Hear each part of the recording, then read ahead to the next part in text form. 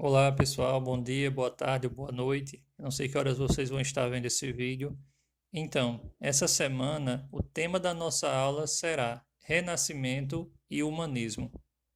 Hoje, a nossa audioaula tem como objetivos compreender o que foi o Renascimento, explicar as características do Renascimento, conceituar o humanismo, entender a arte e técnica no Renascimento e compreender a importância do Renascimento para a ciência. Bem, o Renascimento foi um movimento cultural que teve início no século XIV, se estendeu pelo século XV, nas cidades italianas e se propagou por várias regiões da Europa. Então, ele nasce na Itália, em algumas cidades como Gênova, Veneza, Florença, e se espalha por toda a Europa, tá?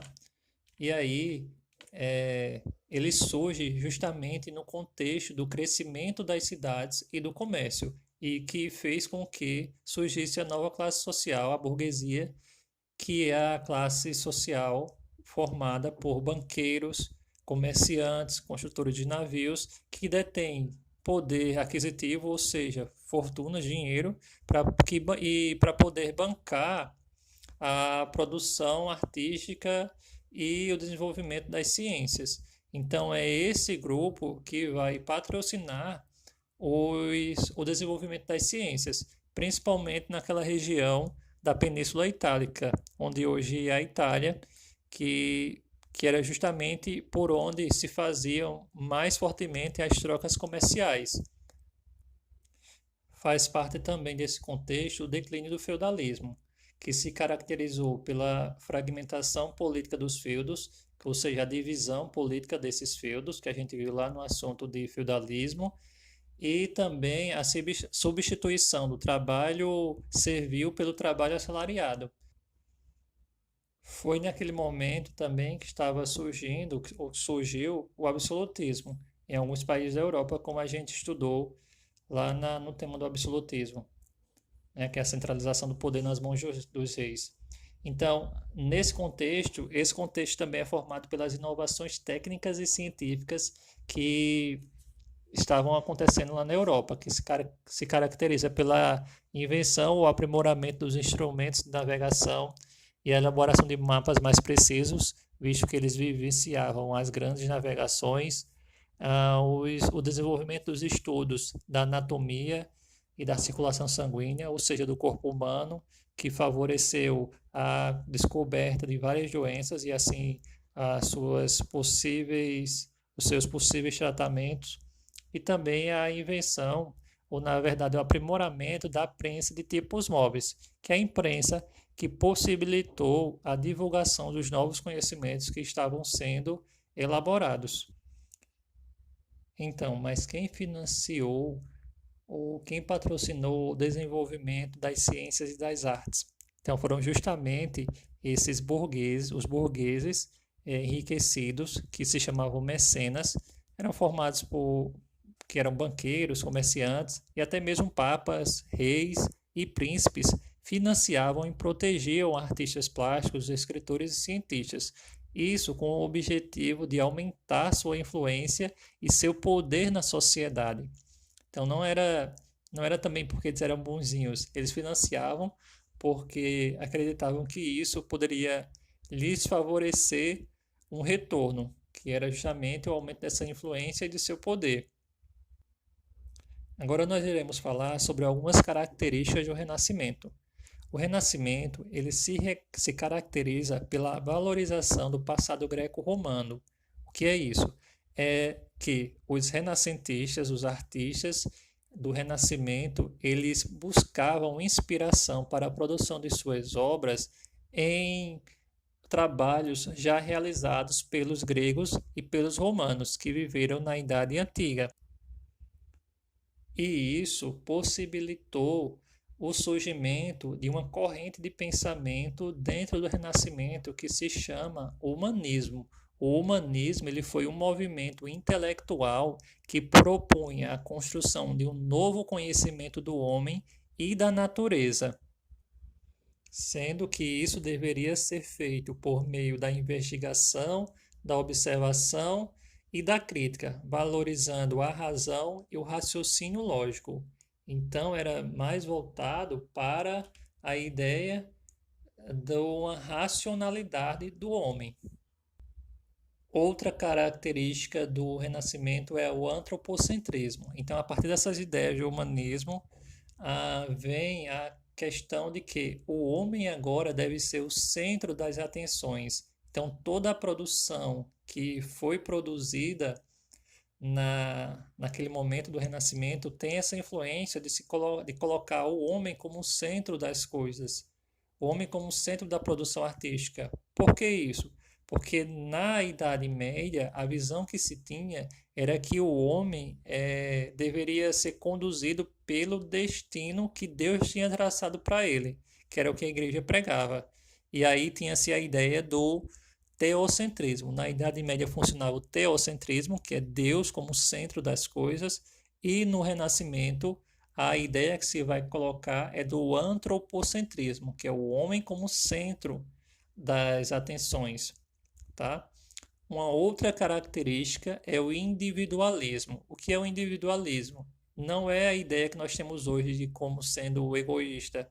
Não, para eles, para os renascentistas, o individualismo estava relacionado à capacidade individual das pessoas, o talento que elas possuíam e a criatividade, que assim poderia produzir obras, poderia construir o seu próprio destino.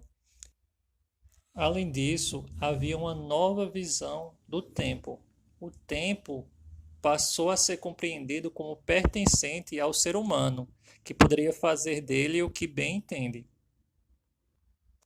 Ou seja, o tempo pertence ao homem, que poderia ser utilizado para se aperfeiçoar, experimentar e enriquecer, se esse fosse o seu desejo.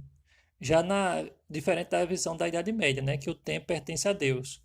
Por isso seria pecado, a igreja condenava o empréstimo de dinheiro, porque justamente o empréstimo de dinheiro significava cobrar juros pelo tempo em que o dinheiro esteve emprestado, e algo condenado pela igreja. Então, falaremos agora sobre a importância da prensa de tipos móveis para a divulgação dos novos conhecimentos que estavam sendo produzidos pelos renascentistas. Então, até aquele momento, os livros eles eram escritos à mão, eram manuscritos, grande parte deles por monges e copistas. E isso encarecia e limitava a produção dos livros para poder ser divulgados. E um passo decisivo que mudou essa situação foi quando o alemão Johannes Gutenberg, em 1450, desenvolveu, a partir do modelo chinês, a prensa de caracteres móveis feitas de chumbo. Essa prensa era uma máquina que comprimia em uma superfície os tipos móveis embebidos, ou seja, molhados por tinta. E aí isso permitiu agilizar a reprodução de livros e, consequentemente, aumentar a produtividade e baratear os custos. Então, foi de grande importância o desenvolvimento dessa prensa de tipos móveis, uma vez que isso possibilitou a difusão, a divulgação de todo o conhecimento que estava sendo produzido naquele momento. Então, nós iremos falar agora sobre como essas novas ideias, elas tiveram também impacto nas ciências. Uma das questões que foram desenvolvidas foi a teoria heliocêntrica, principalmente por Nicolau Copérnico, e posteriormente foi aprimorada por Galileu Galilei.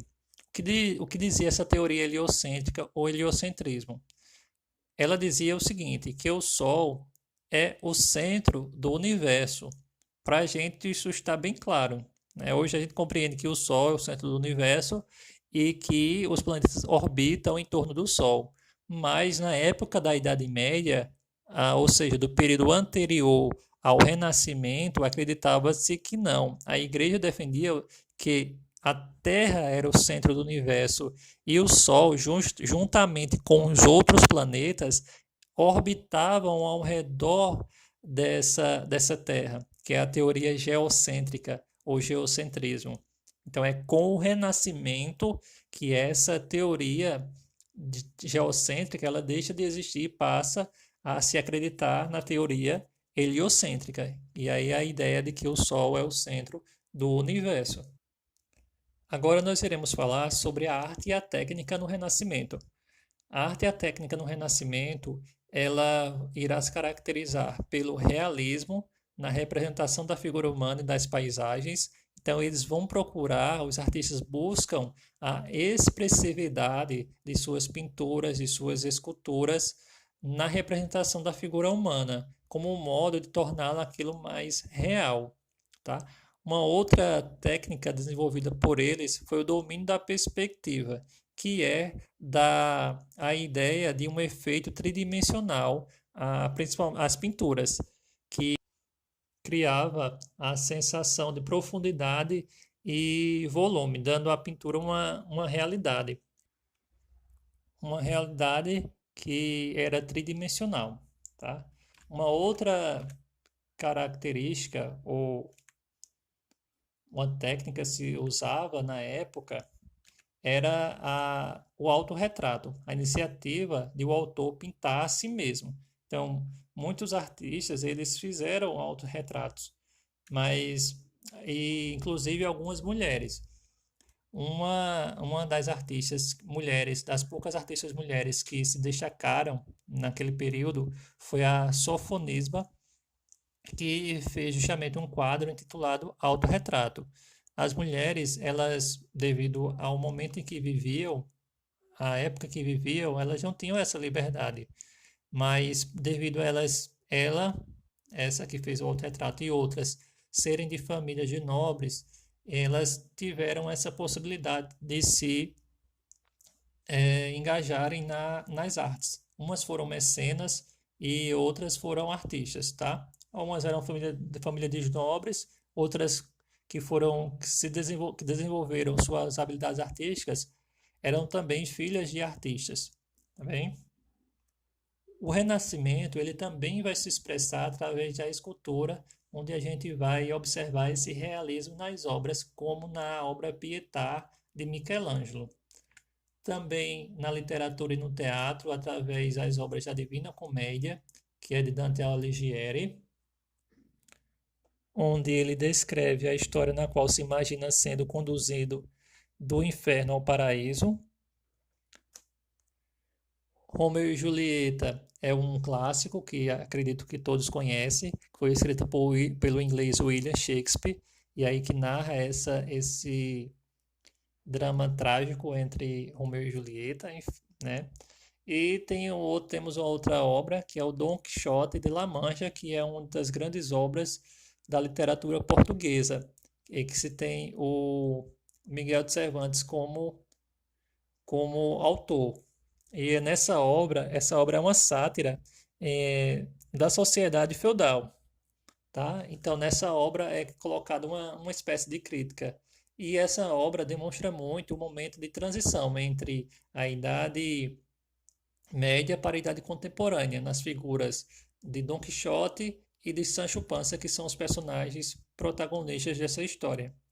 Na arquitetura, por meio da matemática e da metodologia científica, eles buscavam nas construções alcançar o equilíbrio estético e harmonia das formas. E aí isso foi inspiração para construir a Basílica de São Pedro, que tinha essa inspiração clássica também em suas colunas. Essas colunas elas são a inspiração das obras greco-romanas. Então, é isso, pessoal. Espero que gostem. Um abraço e até a nossa próxima aula.